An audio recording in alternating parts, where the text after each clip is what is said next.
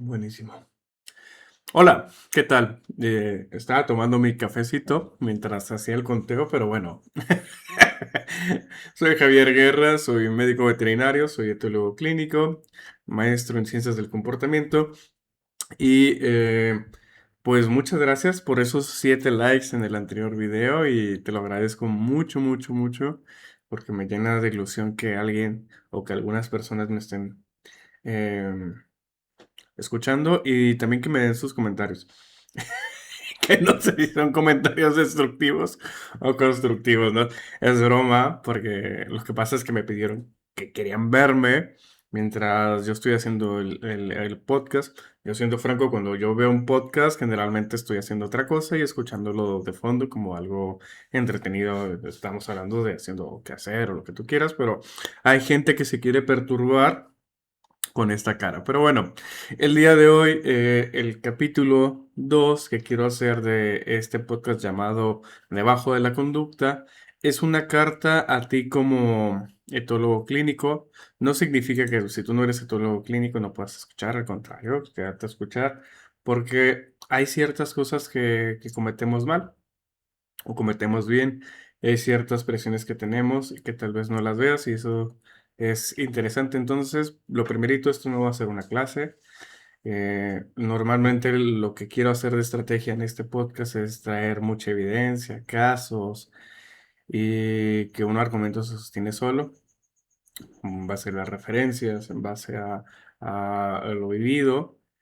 Y la verdad es que hoy no, hoy quiero hacer algo distinto y para mí muchísimo más difícil, que es escribir una carta. Generalmente los que me conocen saben bien que a mí me gusta mucho el escribir poemas, pensamientos y en algunos casos hasta mis amigos se ríen de que texto muy largo, pasar página, ¿no? Y cosas de ese estilo. Pero hoy quiero hacerte una carta, sobre todo a ti, si estás en tus primeros años de esto, a ti que estás estudiando y hay noches en que no sabes si eres capaz, ¿qué me pasa?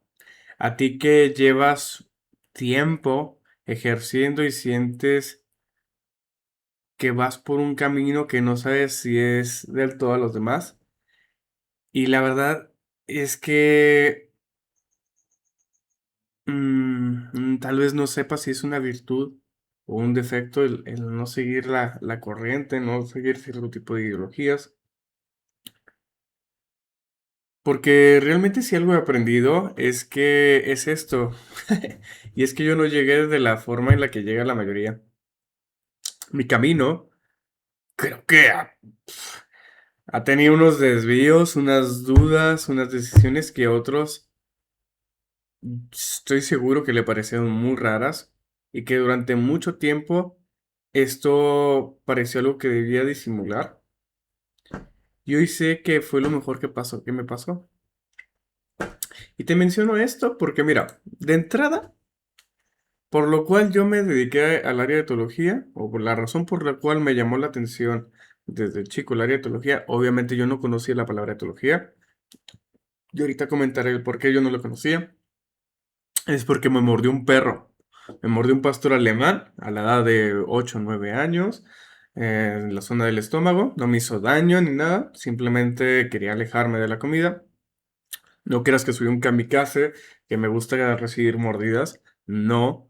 Lo que pasa es que simplemente quería quitar el plato que se estaba llenando de hormigas y como la estaban mordiendo a esta perrita que se llamaba Dina, le quité la comida y la moví del lugar y ella, obviamente, defendiendo su comida, y entendible, pues me mordió en la zona del abdomen. Hoy, afortunadamente, tenía un chaleco antibalas que se llama grasa y estaba gordito, no pudo concretar esta mordedura.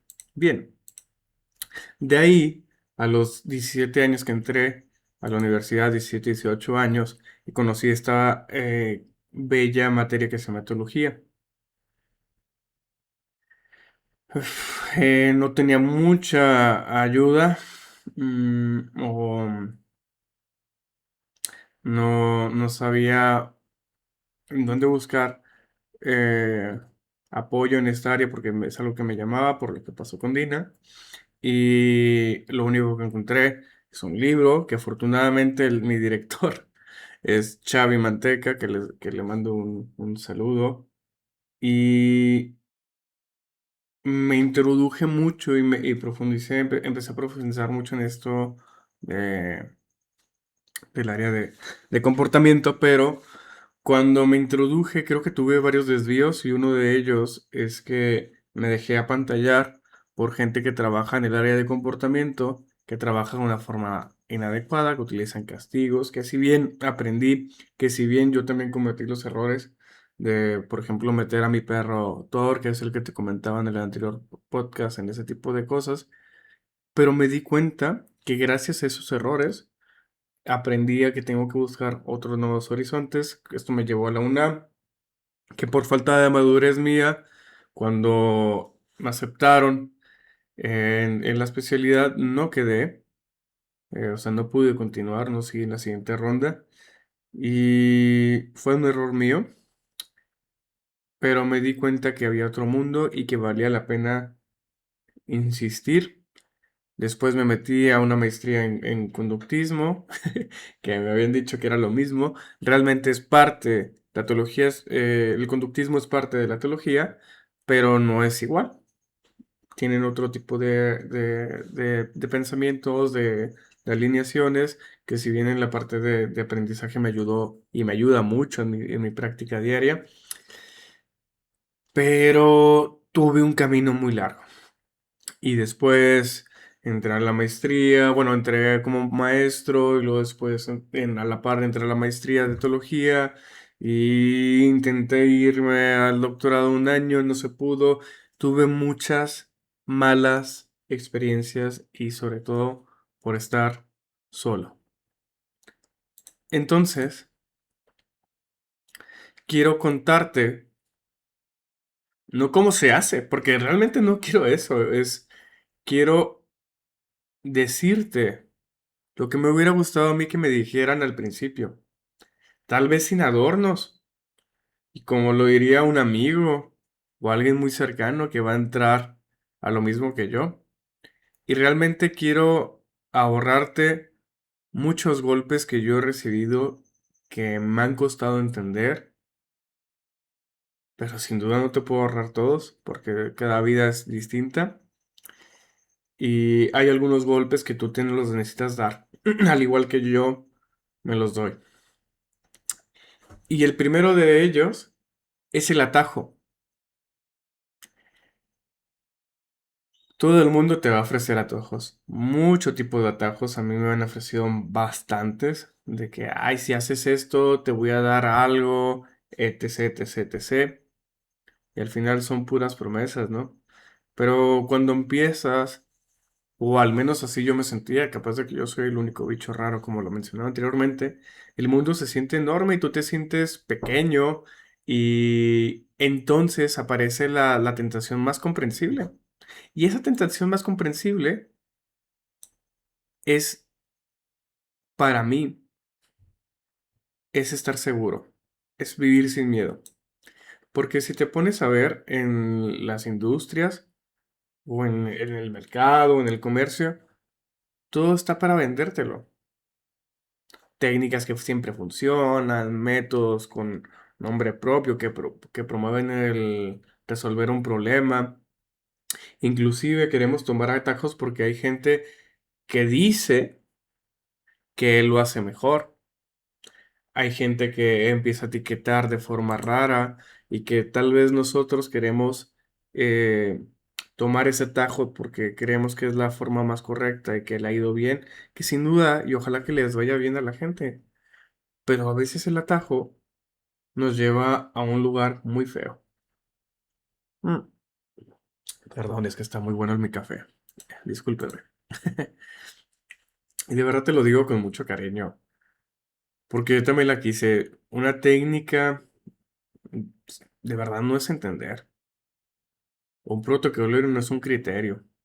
Y una etiqueta puesta demasiado pronto no te acerca nada al animal. Y lo que yo he aprendido, para mi gusto, es que te aleja más de él. Y este te aleja, em, Es porque en el instante que crees que ya sabes, dejas de mirar. Y aquí la pregunta que yo me hago es ¿por qué es tentador el atajo? Y como ya lo dije, pienso que porque el camino largo da miedo. El camino largo consiste en aguantar la incertidumbre un poco más de lo que resulta cómodo, en decir todavía no lo sé, delante de una familia que te mira esperando que lo sepas, en resistir la urgencia de nombrar antes de haber entendido, en decirte, inclusive a ti, ¿para qué sigo estudiando si ya estoy bien? En decirte muchas cosas. Y es entendible que nos dé miedo, pero el miedo no debe paralizar. Y quiero que sepas algo que tardé muchos años de verdad y me cuesta actualmente, es que esa capacidad de no cerrar antes de tiempo probablemente fue la o es la primera cosa que te vuelve clínico. No la certeza, la tolerancia a no tenerla todavía. Creo que me entiendes como clínico, que queremos nombrar porque estamos apresurados, pero en la clínica ponte a pensar como tutor, tenemos que pensar cuestiones orgánicas, tenemos que ver la historia, tenemos que ver el perro, tenemos que verte a ti, tenemos que ver cómo lo haces, tenemos que hacer un montón de cosas. Y para nosotros, el atajo es tentador, porque el camino largo, como lo dije, da miedo, pero el camino largo es donde está tu mascota, donde estás tú, donde estoy tratando de invitarte a ti como etólogo o invitar al etólogo a acompañarte. Porque si bien a veces queremos tomar el atajo largo, no solamente porque no queramos estudiar o porque queramos etiquetar, sino también por las presiones que tú puedes ejercer sobre nosotros y que no nos compete en esta área. Pero tenemos que trabajar o tenemos que interactuar contigo para poderte ayudar. Y a ti como etólogo te recomiendo algo. Colecciona herramientas, sí. Aprende todas las técnicas que puedas, sí, porque a mí me han ayudado un montón. Pero no confundas tener muchas herramientas con saber cuándo usar cuál. Lo primero se compra o se tiene mediante un curso, un máster. Lo segundo se gana despacio y no hay un atajo que lo entregue. Vamos con algo que es más incómodo que lo primero. Y de verdad, ojalá que me lo hubieran dicho algo de frente. Y es aprende a dudar de ti. No a paralizarte, como lo había comentado anteriormente. No a no decir nunca. A dudar mientras decides. A sostener tu hipótesis con una mano y con la otra, sin sostenerla, la posibilidad real de que estás equivocado. Y esto no trato de generar humildad en mi discurso, no. De esa forma de quedar bien. No. Porque realmente si te pones a ver qué es un método, qué es una técnica, te darás cuenta que es eso. Ver si hay una probabilidad de que puedes estar bien o no. Es tener una hipótesis. Porque si te pones a ver, tú trabajas en un oficio que tiene una particularidad donde conviene mirar de frente y sobre todo, como lo mencioné anteriormente, hablas en nombre de alguien que no puede corregirte. Ponte a ver, si tú vas al doctor o a los doctores, tú les puedes decir, es que ahí no me duele acá. Doctor, estás equivocado, es que yo vine para esto, o yo tengo esto.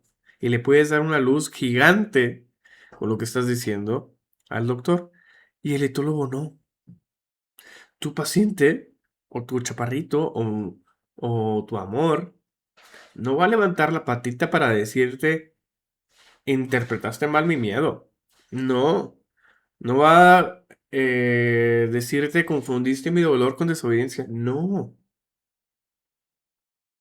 se va a quedar callado, porque es el único idioma que sabe y puede cargar el error tuyo y eso genera una simetría. Y eso es la esencia ética de lo que haces. Y la única forma decente de habitar es dudar de ti a propósito.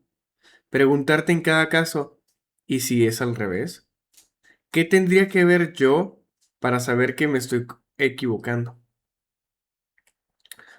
Porque, como diría un ex docente mío, él lo decía de una forma muy agresiva, que no quiero hacerlo, pero seguramente te lo podrás pensar. Es que el clínico peligroso no es el que sabe, es el que está seguro. De verdad, cuídate del día en que dejes de dudar, porque ese día no te vas a ver vuelto experto. Ese día te vas a ver vuelto sordo.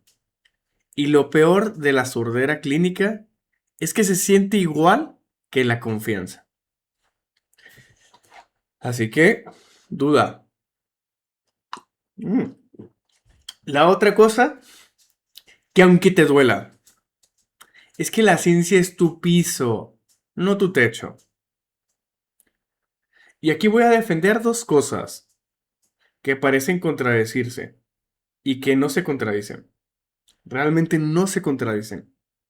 Estudia, de verdad estudia como si la vida de tus pacientes dependiera de ello.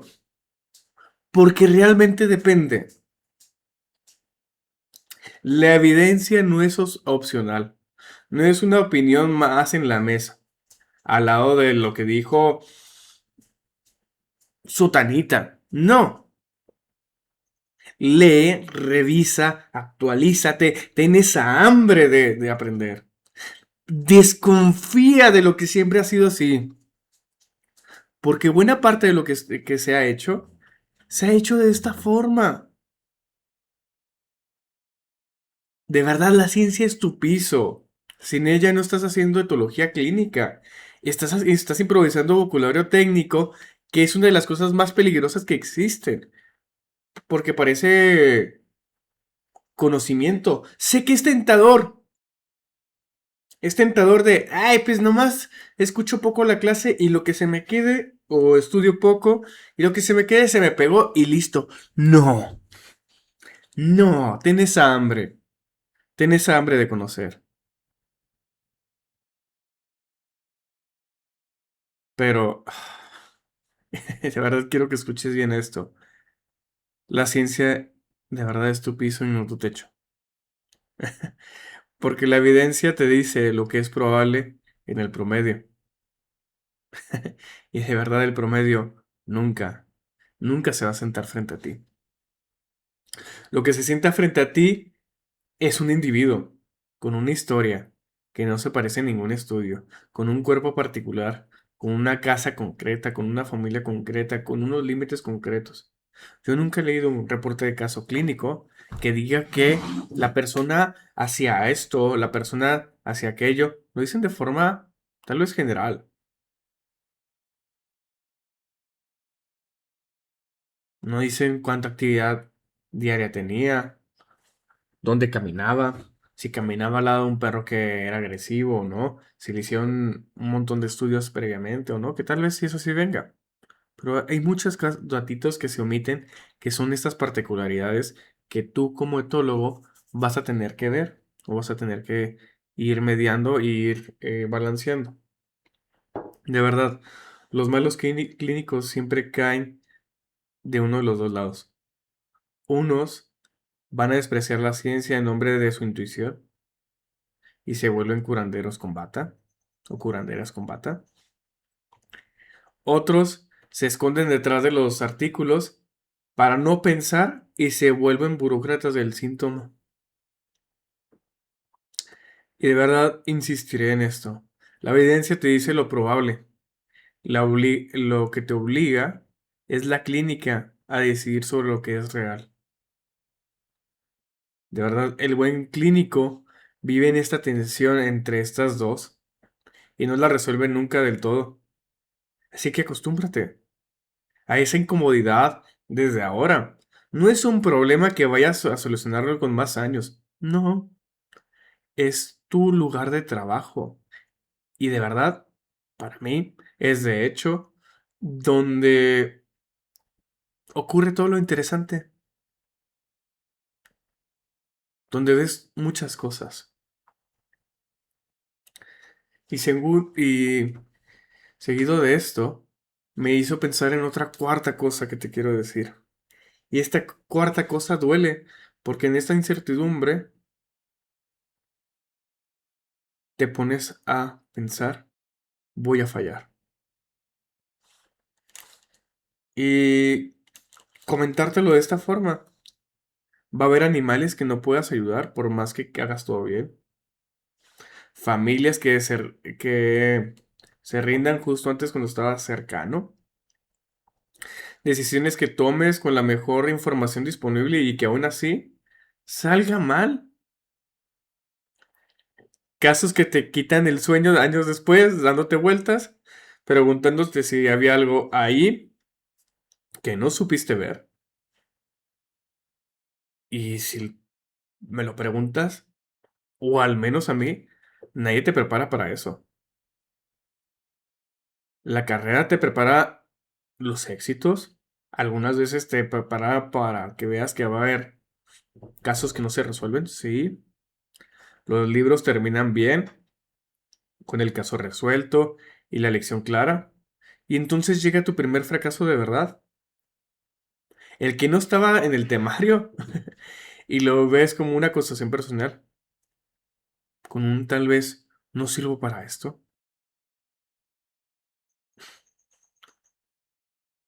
De verdad quiero decirte desde ahora que si piensas esto estás equivocado. Fallar no significa que seas malo en esto. Significa que esto es real. Trabajas con seres vivos, con sistemas complejísimos, con familias humanas imperfectas y casi siempre debajo de incertidumbre. En un terreno así, no fallar nunca sería la verdadera señal de alarma.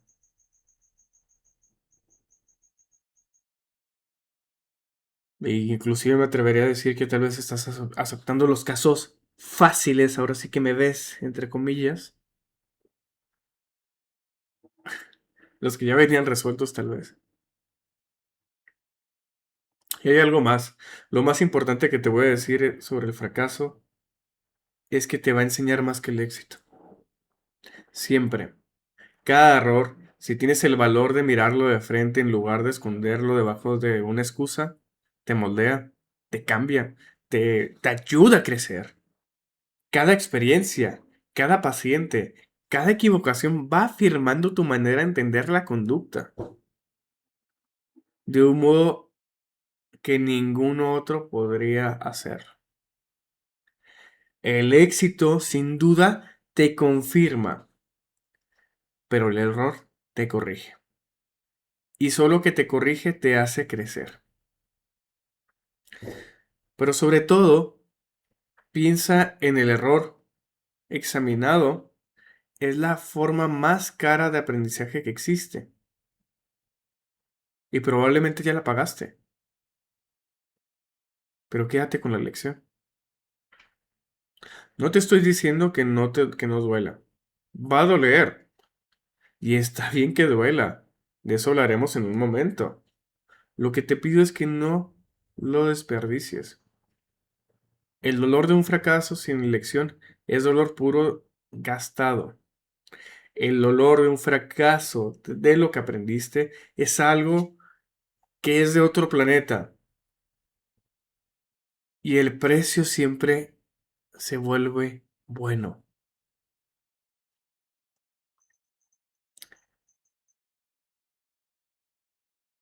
Y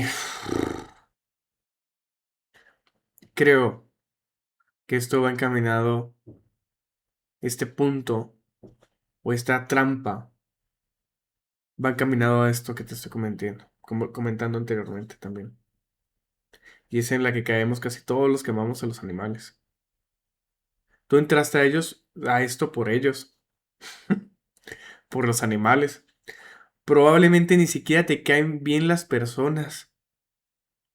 Muchos de nosotros elegimos este camino en parte precisamente por eso. Queremos ayudar. Y está perfectamente bien. Y aquí está la ironía, que vas a descubrir muy pronto. Vas a pasar la mayor parte de tu tiempo con personas asustadas, culpables, agotados, a veces equivocados, a veces a la defensiva, a veces incluso agresivos, porque el miedo se disfraza de muchas formas. Personas que te van a contar la historia de su animal filtrada por su vergüenza, por lo que temen que esa conducta diga de ellos, por lo que leyeron a las 3 de la mañana. Y aquí está la lección. Si aprendes a leer al animal, pero no a la persona, vas a ser buen diagnosticador, pero un mal clínico. Porque el plan más brillante del planeta o del mundo, el más elegante, el más respaldado por la evidencia, si la persona no tiene que tiene que ejecutarlo, no lo entiende, no cree en él o no puede con él en su vida real, vale exactamente nada.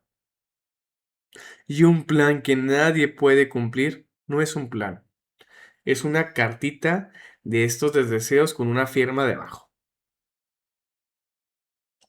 Salud por eso. La persona no es el obstáculo entre tú y el animal. Muchas veces la persona es todo el tratamiento. La persona te va a externar los cambios del animal, aunque tú a veces no los puedas ver,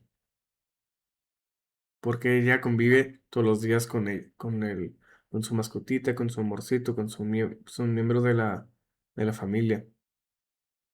De verdad aprende sin juzgarla. Y sé que es difícil, porque a veces habrá hecho cosas que te dan ganas de juzgarla, ahorcarla, no atenderla. Sí, pero casi siempre lo que yo he aprendido es que de verdad casi siempre lo que tienes enfrente no es crueldad. Es una persona que tiene mala información y que tal vez sea la forma de amor más triste porque hace daño al animal y actúa con lo que tiene y a esa persona no la vas a ayudar con desprecio ni con una clase magistral que la haga sentir idiota. La vas a ayudar con comprensión, que no es blandura, es la forma más útil que existe del respeto. Y hay otra cosa que quiero externarte, que es muy importante, de verdad muy importante, que creo que si olvidas las demás, quédate con esta. Cuida tu ternura.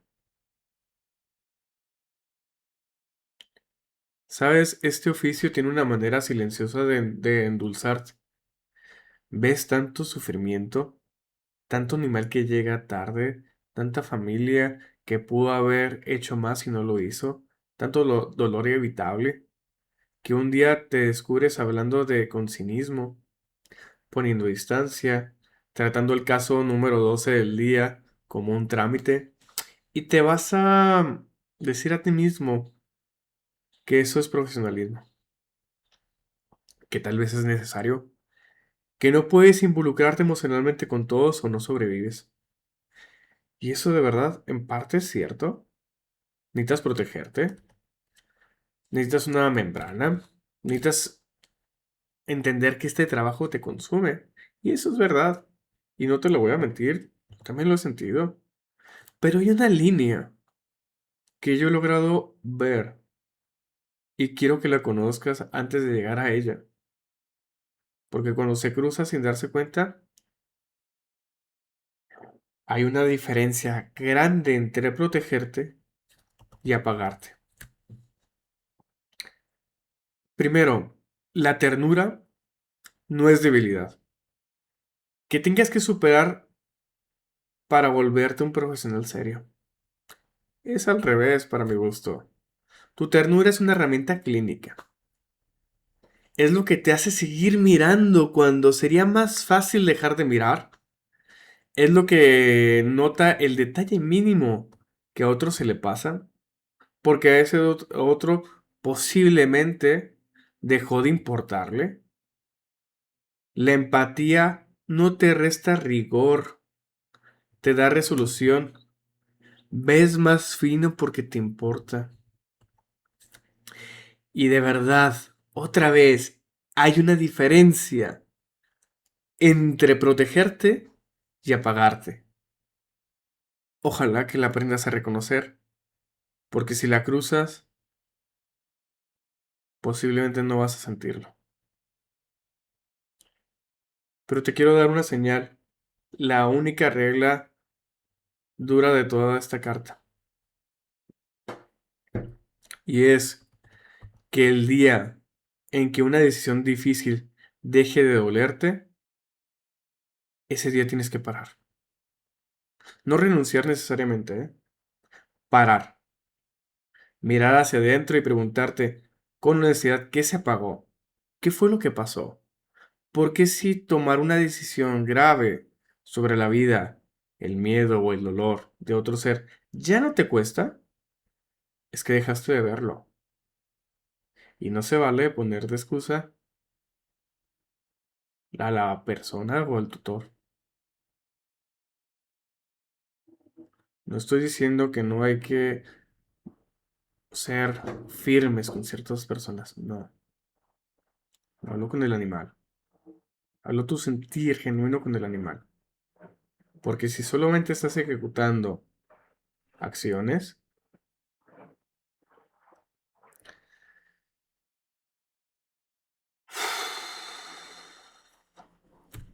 quiero que sepas que este oficio tiene demasiado poder sobre seres que no pueden defenderse como para ejercer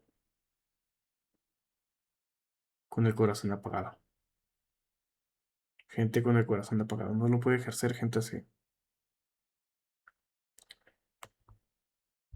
Y antes de la última cosa, esta es la penúltima que te quiero decir.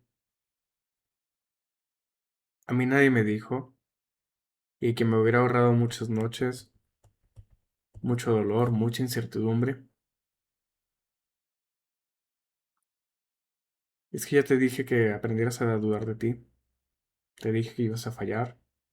Ahora tengo que decirte que le hace eso a una persona por dentro. Porque si no te lo advierto, el día que te pase vas a creer que te pasa solamente a ti. Esa autoduda que llega después de un caso difícil, esa que te despierta a las 3 de la mañana repasando lo que hiciste, preguntándote si fuiste tú, no es una señal que eres débil, ni de que no sirves para esto. Está escrita, está estudiada. Los veterinarios y los profesionales que nos dedicamos a esta área de teología cargamos con ansiedad, mucha depresión, mucho desgaste que la población general, no porque seamos frágiles, sino porque el trabajo lo es.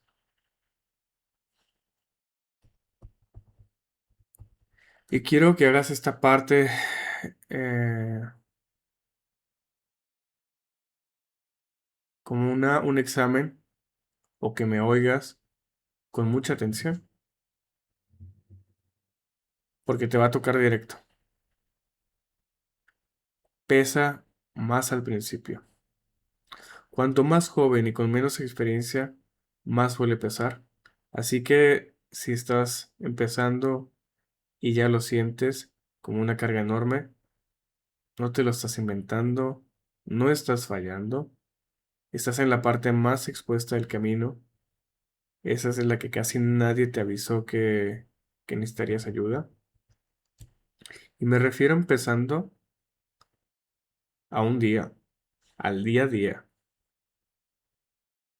Me refiero empezando a ser sensible, a protegerte, porque esta profesión carga un peso que nadie siempre se ve o, o nadie te dice. Un peso que en más colegas han llegado a lugares más oscuros.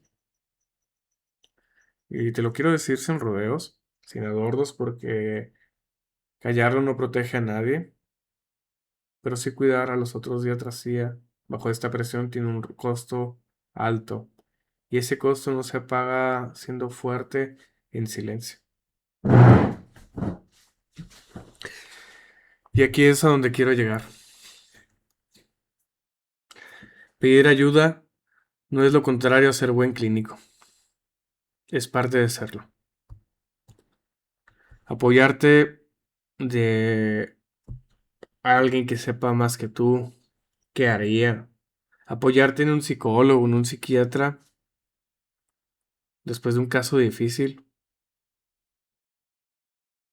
es mejor que fingir que tienes todo bajo control. Tener un lugar donde poder decir en voz alta, esto me rompió, esto me salió mal, esto estoy dudando. Tener la oportunidad de externarte, aún sabiendo que puedes haber hecho algo mal, pero que la otra persona que te va a retroalimentar te lo va a retroalimentar con tranquilidad, con profesionalismo, con amor, con empatía. Nada de eso es debilidad. La evidencia es incómodamente clara en una cosa. La mayoría de quienes necesitan ayuda no la piden. Y la barrera casi siempre es la misma, la vergüenza. La idea de que un profesional de verdad debería poder cargarlo solo es una idea. Esa es una mentira. Y esa mentira es peligrosa. Porque de verdad pedir ayuda no es lo contrario a ser buen clínico. Es parte de serlo.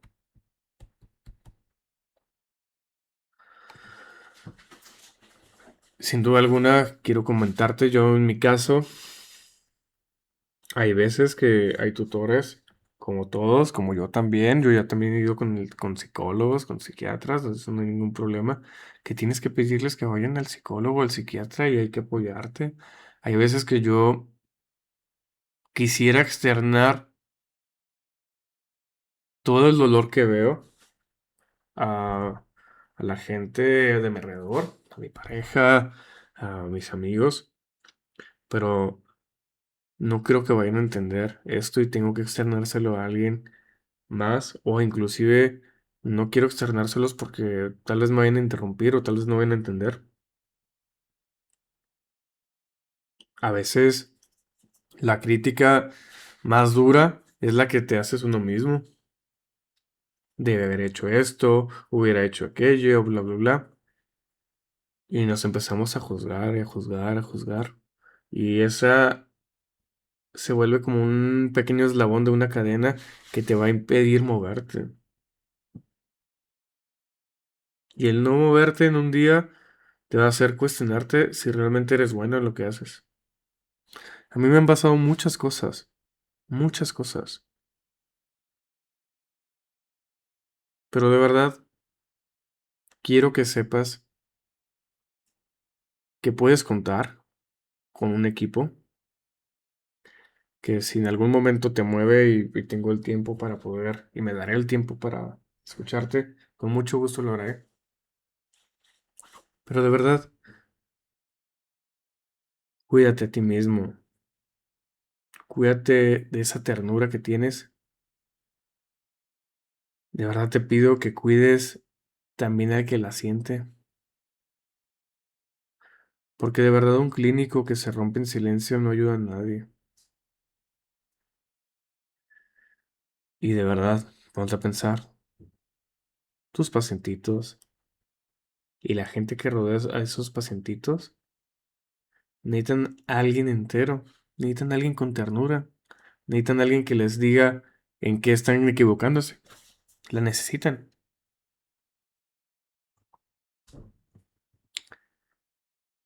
Y la última cosa que quiero decirte es la razón por la cual hice este podcast o toda esta carta. Al principio yo te dije que no llegué como la mayoría y que durante mucho tiempo eso me pareció un defecto que había de simular. Déjame decirte ahora lo que tardé años en entender. No es la forma en la que lo hace la mayoría, pero es la forma que fui construyendo a lo largo de mi trayectoria. Cada experiencia, cada paciente, cada error, cada aprendizaje fueron moldeando mi manera de entender la conducta animal. Y en algún momento dejé de disculparme por eso, porque me di cuenta que no había, que nunca había buscado seguir el camino común. Buscaba otra cosa, más difícil y más honesta. Buscaba ser coherente. Coherente con lo que había aprendido, coherente con la evidencia y coherente con los animales que confiaban en mí. Esa es la diferencia que quiero regalarte. Y si es que te sirve de algo,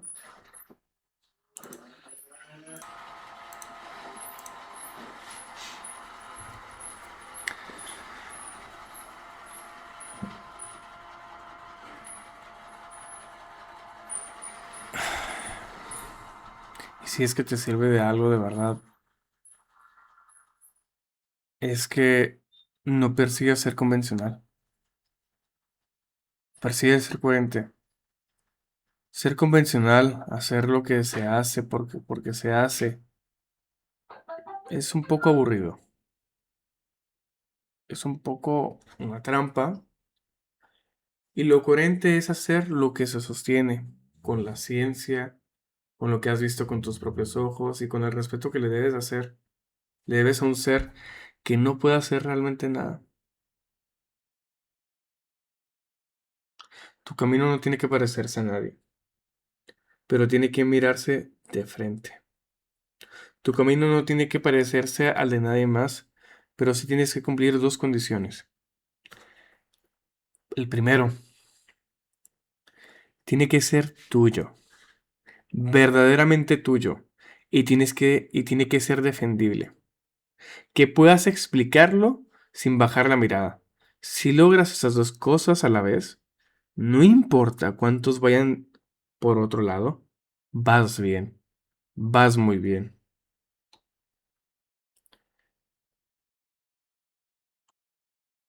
Y voy a terminar donde empecé. Esta carta va para ti que empiezas. Quiero cerrarla con la imagen que para mí sostiene todo este oficio, la que me hace volver incluso en los días difíciles. Cada animal que llega a tus manos confía en ti, pero no lo sabe. No entiende que eres tú quien va a decidir sobre su dolor, sobre su miedo, a veces sobre su vida.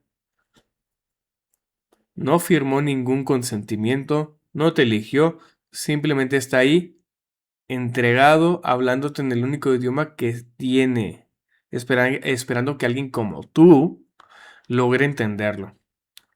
Esa confianza, que no sabe a confianza, es para mí lo más sagrado que existe en mi profesión. Y esa responsabilidad que no se aligera con los años.